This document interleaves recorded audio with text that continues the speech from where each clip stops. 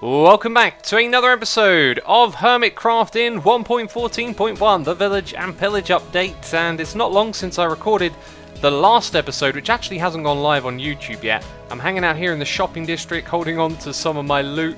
I don't even know what I'm going to do with this Totem of Undying. I think I might just put it in an item frame on display, and I sure could have done with using that in the fight that we had yesterday. Anyway, I've got to be super cautious in this area because we have some bugs that I wanted to show you. That is remarkable. What is going on there? Okay, that's a leaf block with a jack-o'-lantern behind it. It looks so strange because the lighting is broken in this update. You'll start to see it as I wander around. And mobs are actually fully capable of spawning in the darkness that you see right here, which is terrifying, really.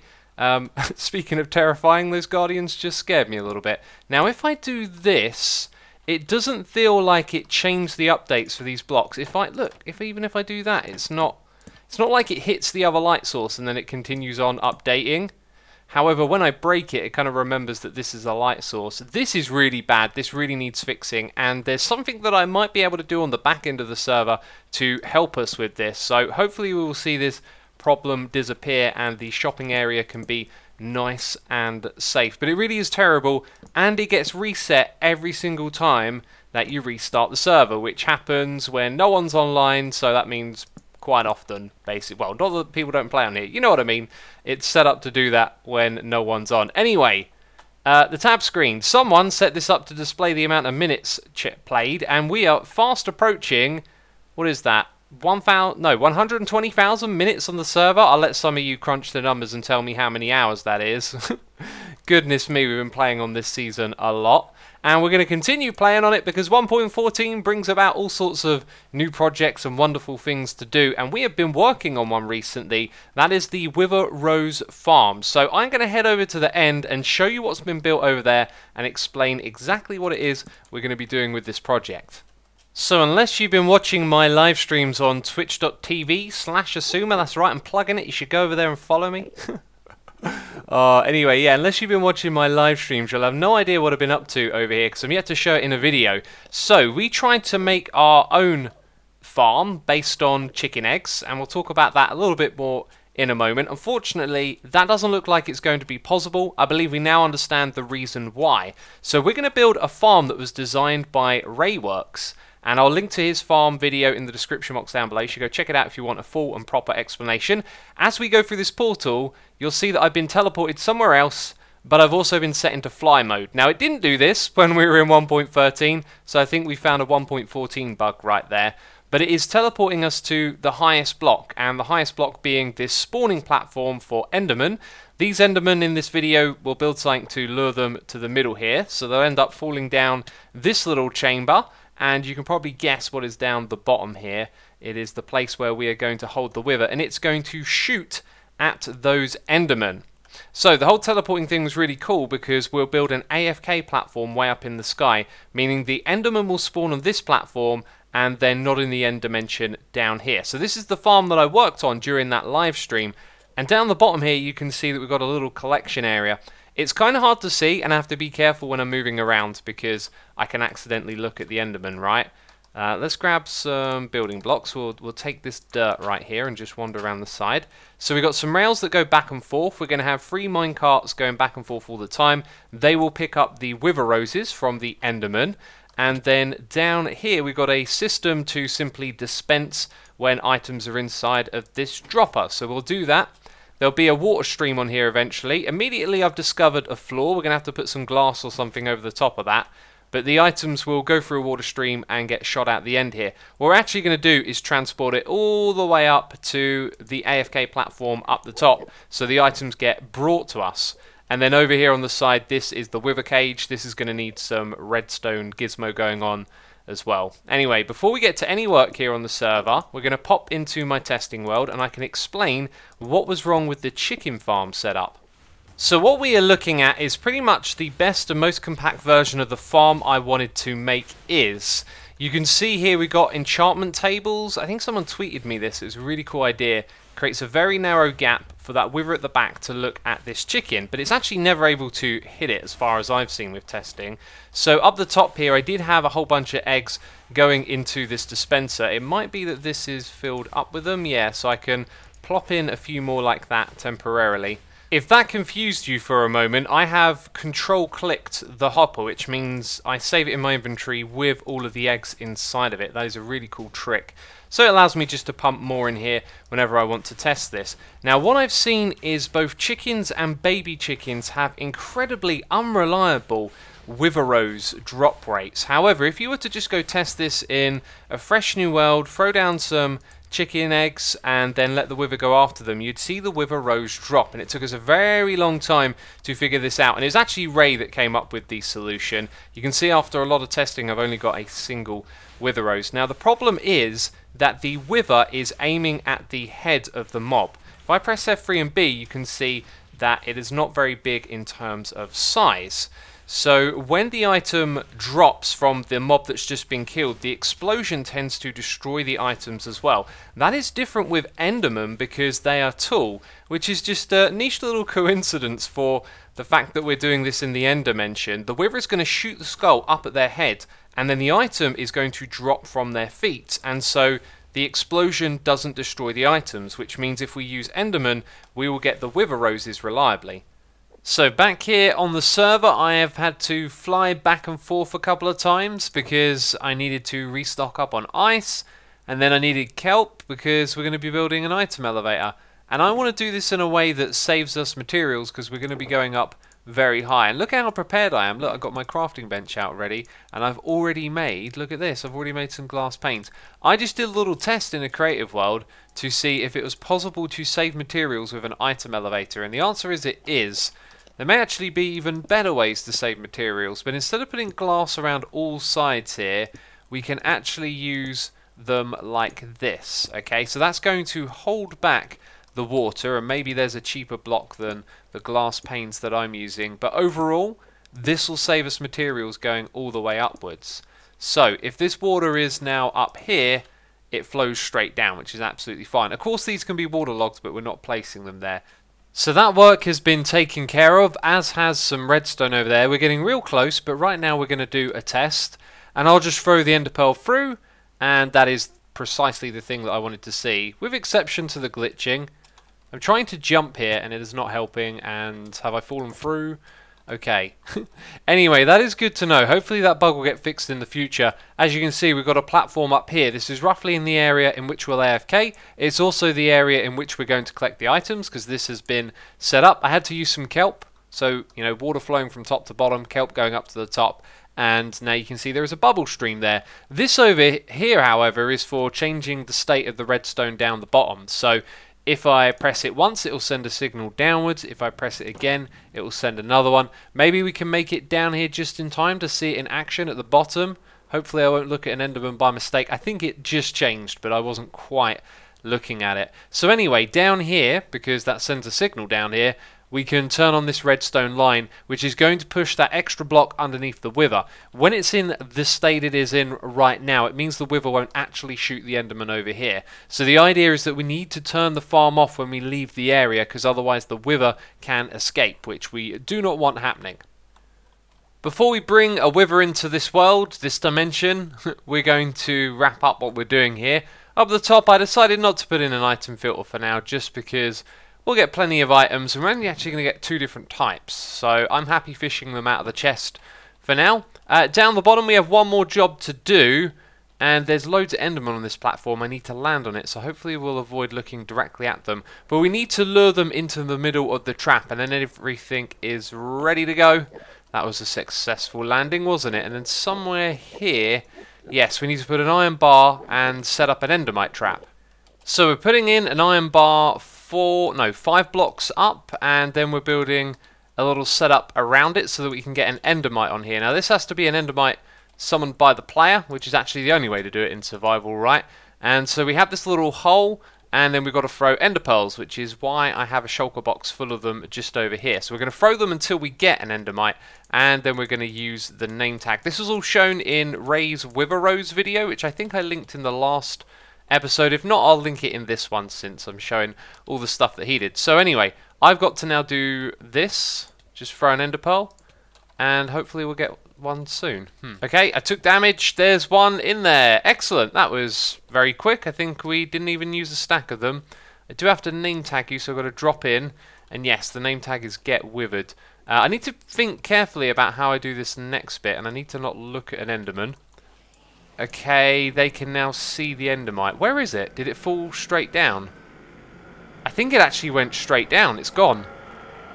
Huh. That was unfortunate. I'll have to do that again. Okay, we've got one. You can see it's not in the middle of this hitbox. That hitbox is going to get very small. Let's actually use F3 and B for a second. It's not colliding with the middle 4 pixels there at all. So I kind of need to nudge it, I guess. Can I nudge it by being here? Is that interacting with it? It's not. I might have to break the blocks to get close to it, but then it's going to try and interact with me. Okay, some of the endermen are attracted to it now. This is very precarious. I'm going to break these.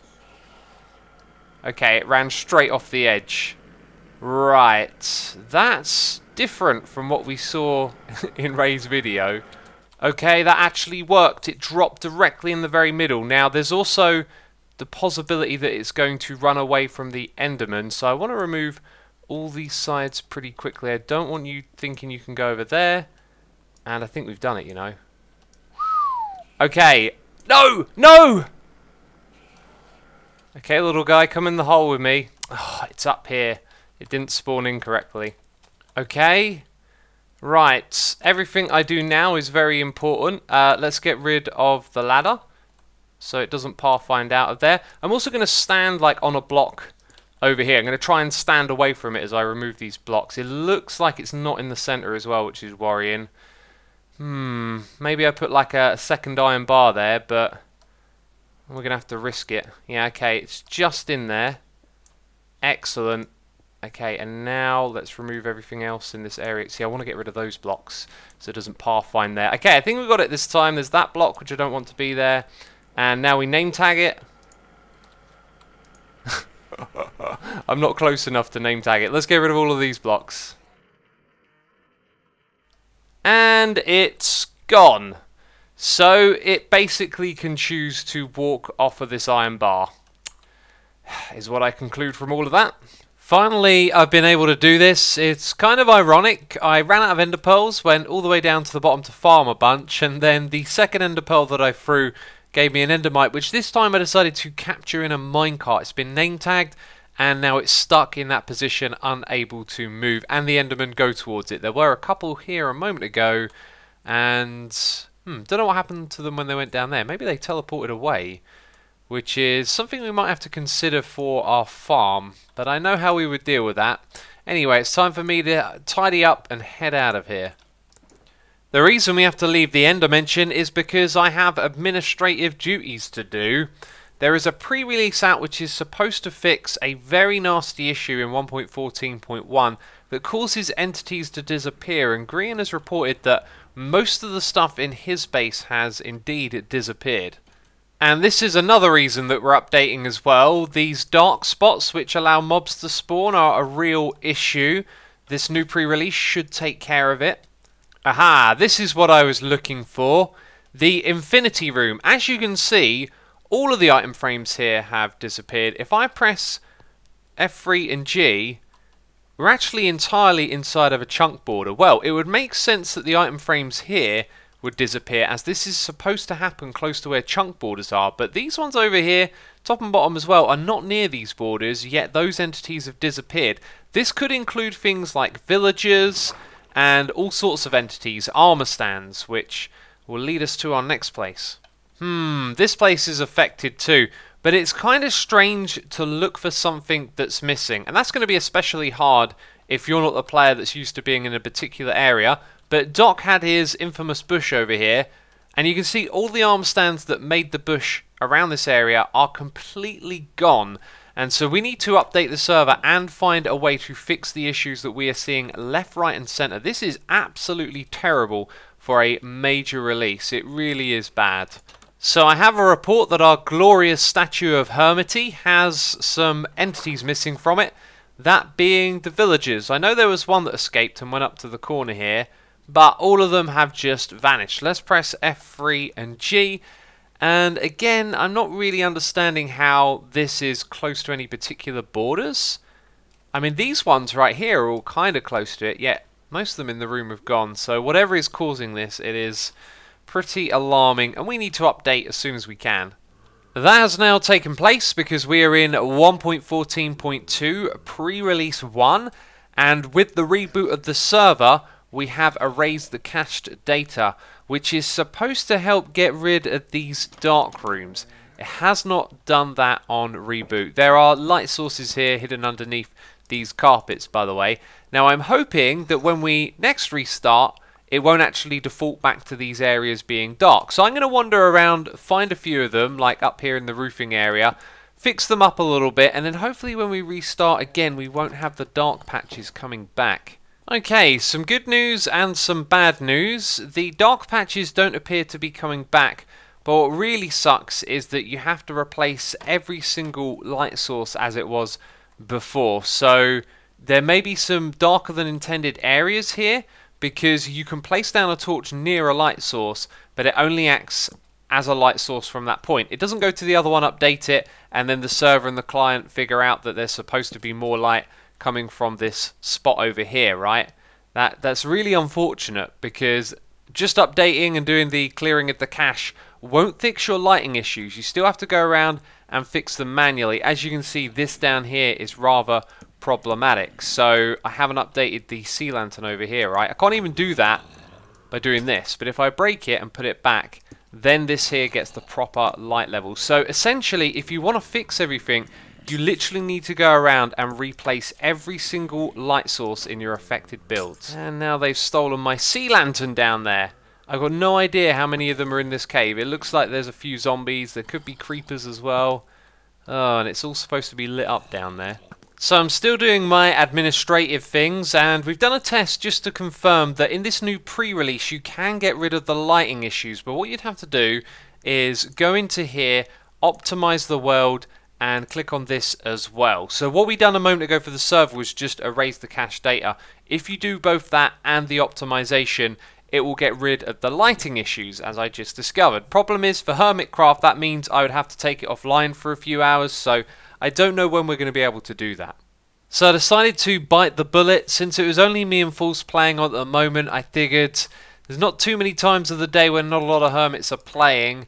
And look at this, the lighting issues are gone. I think the entities are still in the area though, just because they would have been spawned here, right? So we still need to be super cautious, but for the time being, it means that all the lighting issues are solved, and that was one big problem. We still have another one, of course, which is the entities, and that is going to be a lot harder to fix.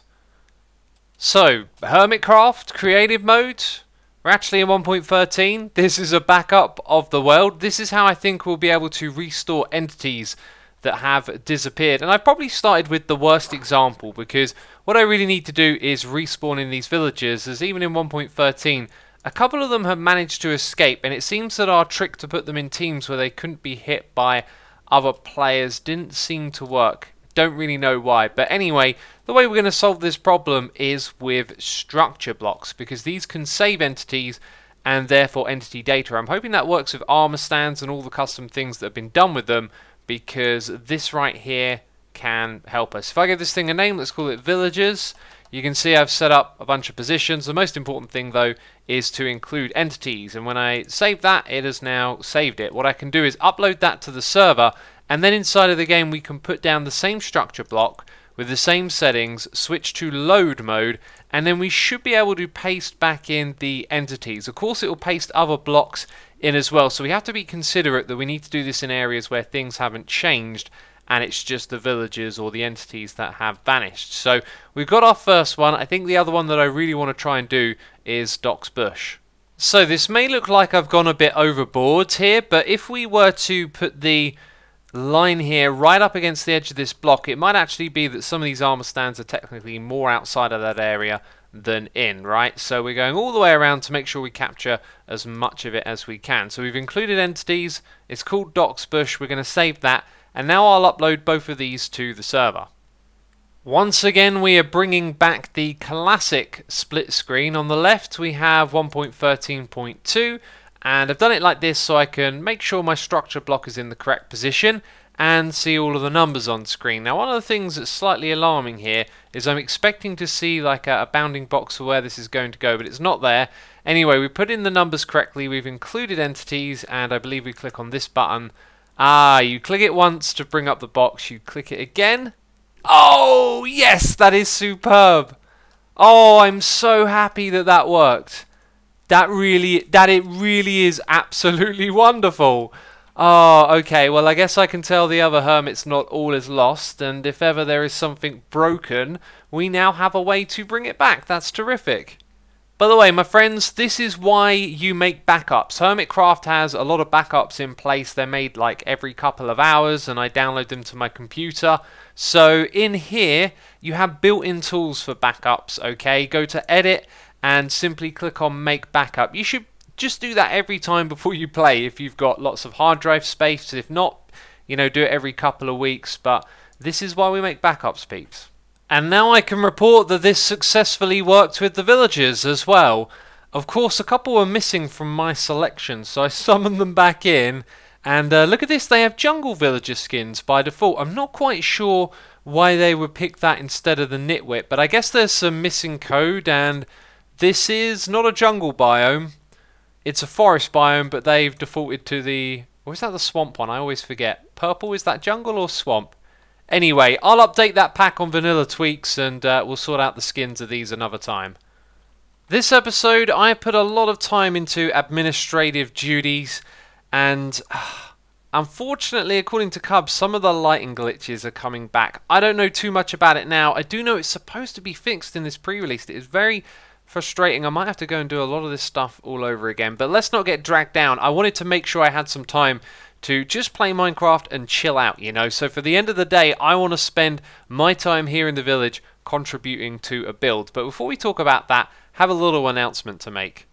As you may know, I've been promoting my Patreon page from time to time as all of the merchandise is getting redone, and the last two parts are now available, and this is the month where you can pledge and get them. So I've shown off the posters before, and you'll see here on the artwork that appears on my Patreon page that we now have the mousepad that's designed by XP. It is the 5 different Asuma skins sitting around a table playing poker together, and then we also have the evil Asuma figurine. So both of those are available, and I won't take up more of your time. You know where the link is. Let's jump back into the episode. So for the rest of this episode, I want to get involved in the building that's going on here. Basically, the idea is actually to do any old style, so it doesn't have to be modern like this, and I have got some inspiration actually for a style of my own. You can see though that there are some buildings here that are being changed and adjusted. This is really cool with the ice. Over here though, we got some campfires being used as a roof. That looks ever so good like that. Really nice detail. And things are happening in and around the village. There's some foxes that have been captured and leashed. We got a wandering trader visiting us. Oh, I thought that was sponge for a second. I don't think they trade sponge. It'd be nice if they traded sponge. We got bamboo over there, and we got Doc mending his berries, looking after them. Yeah, those are the ones if you walk into them, you take damage. That's very cool. Also, I've just noticed that these bamboos are next to a structure. This is like an RV. Ah, look at these new textures getting taken advantage of. That's one of the things I really like about the workstations. They're going to allow you to add so much more detail. Oh, and look at that. Can I go up? Oh, that's really good use of scaffolding. That's what I want to get my hands on, some scaffolding. And I heard that Impulse is actually going to be setting up a shop. So Impulse has a scaffolding shop, and if we're doing some building, I'd like to take advantage of that. However, I just had the amazing idea to find my own jungle biome, at which I managed to find 23 pieces of bamboo, because I found a jungle biome and not a bamboo forest. And now I've worn out my elytra flying around using tons and tons of rockets. But supposedly there is a new shop here in the mall. Aha, I think I found it. It looks kind of pretty. My first question is, how are those floating up there? I guess they're actually supported by the next ones along, right? That's pretty awesome. Decorations are nice and simple. Got a banner over here. What's the price? 1 stack for 2 diamonds, 1 stack for 1 diamond.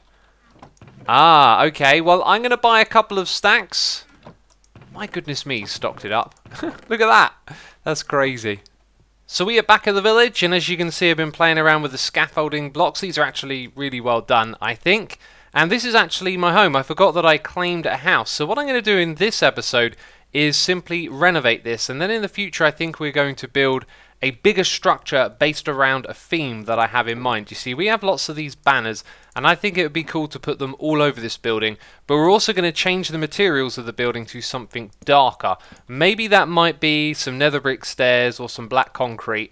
And then the bigger structure that I'm going to build is going to be something like the Church of the Pillager, because we have all the banners, we can put them all over the place, and we've got some heads here as well that we can have fun with decorating a build like that. I think it's a great idea, but let's talk about the scaffolding. This stuff is super easy to place. I really do like it. Let's grab a full stack over here. Let's say if I want to go off in that direction. Generally what you do with the scaffolding is kind of build out from being on the scaffolding, and then when you're like looking at it from the side, you build upwards. They're the two things to keep in mind. When you extend further than you can go, they're just going to fall down on the ground, and quite often they land on path blocks in this area. But when we build our church, I was thinking we could build a massive scaffolding structure around it. Anyway, what I am going to do with this right here is make it a little bit bigger. As you can see, the original roof was too wide, and so I've put these in like this. We're going to make it slightly taller and bigger, and then change out these cobblestone textures for something different. I just noticed that I'm getting a little bit carried away here. I've been having too much fun. Yes, too much of it. Had to go into the nether, though, to get some netherrack and actually grind it up into nether brick. I don't have a lot of this as it goes. I'd happen to have a load of stairs though, and you can kind of see the building coming together. It's very humble and quaint, and I think we're seeing some of the blocks that will be used in the build palette for a church, although I don't want to use the nether brick as much. On the inside there are some darker blocks, and all sorts of ideas are like coming to mind now. I think we can incorporate the wither rose into this as well. I know it's not directly related to pillagers or anything, but out the front here we've got 2 roses on these spruce boxes, and I thought they're going to be perfect for wither roses, right? And it's kind of dangerous feeling, what with this being kind of a dangerous feeling structure anyway. By the way, I planted some bamboo, and rather quickly it's grown up again. You can hear it grow occasionally when you're standing nearby as well. I'm going to chop this down and make the field bigger so we can have more scaffolding on hand. And you'll see things are coming along. I'm now putting a different palette on the outside of this. I didn't feel like the grass going up to the wall really worked. This is much better, but needs a little bit more. Some foliage as always is desirable, I think, just in the right sort of amounts. So we won't go overboard with this, but I will be going around and putting down a few blocks here and there. We then got a fence around the outside to kind of border it and separate it off. And I wanted to break that up with some logs down here. And then I had this idea, what if we put our heads on these logs? Oh, this one's not placed straight, is it? That looks a little bit foreboding, really. Hi, Steve Head. I saw you there for a second. Yeah, that's maybe a little bit too frequent. I think I'm going to take these 2 off here in the middle. I'm about to tear down my scaffolding and someone is AFK on it. Do you know what? Let's see what happens. It's this one over here. Grian, come back to your computer. Oh, and he just came back in time. Oh. I've been checking our building out from a few different angles, and you know what? It looks absolutely great. It really fits in ever so well. And I'm really pumped actually to do some more building. I'll just wander it around here. Do you like the way I say words? I say them so silly sometimes, don't I? Yeah, this is just fantastic. We should get a pillager and like capture it inside of here, and it can be its home. The insides haven't really been decorated. I've only put a light source in here, and that's about it. But I'm happy with it so far.